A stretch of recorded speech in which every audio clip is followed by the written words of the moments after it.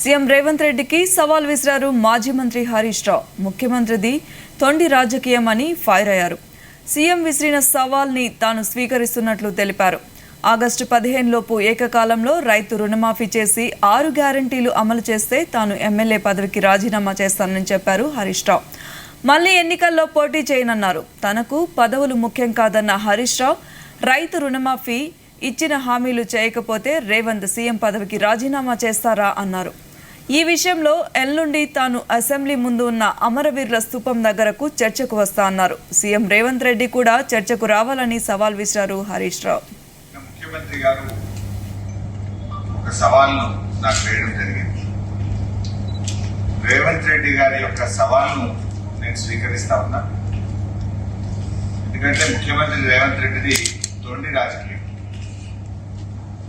ఎన్నికల్లో ప్రజలకిచ్చిన వాగ్దానాలను అమలు చేయడం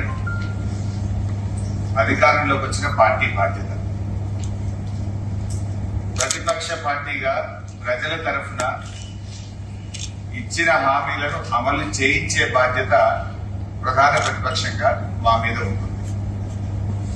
ఇవాళ రేవంత్ రెడ్డి గారి పరిస్థితి ఏంటంటే గ్యారెంటీలు అమలు కాక కాంగ్రెస్ పార్టీ గ్రాఫ్ పడిపోతుందని చెప్పి ఆయన ఇవాళ ఆపద మొక్కులు మొక్తా ఉన్నాడు. దేవుళ్ల మీద ప్రమాణం చేస్తూ మళ్లీ ప్రజలను మరోసారి మోసం చేయడానికి ప్రయత్నం చేస్తా ఉన్నాడు. రేవంత్ రెడ్డి గారు ఆయన చరిత్ర అందరికీ తెలుసు.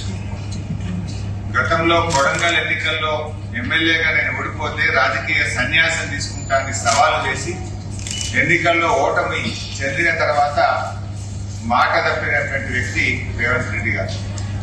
తోక ముడిసిన వ్యక్తి రేవంత్ రెడ్డి గారు.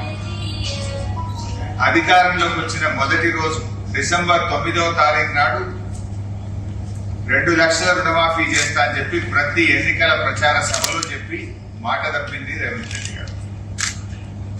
6 గ్యారంటీలను డిసెంబర్ 9వ తారీఖు నాడే 6 గ్యారంటీలు 13 హామీలను అమలు చేస్తూ తొలి సంతకం పెడతామని మాట తప్పింది రేవంత్ రెడ్డి గారు, కాంగ్రెస్ ప్రభుత్వం.